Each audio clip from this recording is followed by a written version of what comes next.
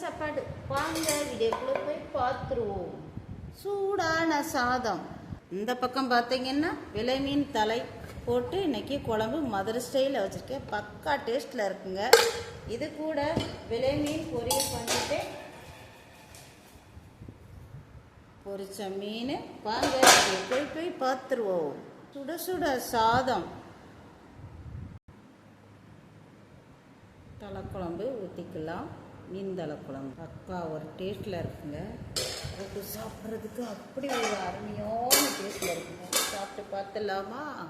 வாங்க வீட்டுக்குலாம் எல்லாரும் சாப்பிட வாங்க. மீன் குழம்பை ஊற்றி தலை மீன் குழம்பை ஊற்றி நல்லா சாதத்தோட பிசைஞ்சு சாப்பிட்டு பார்த்துலாம்.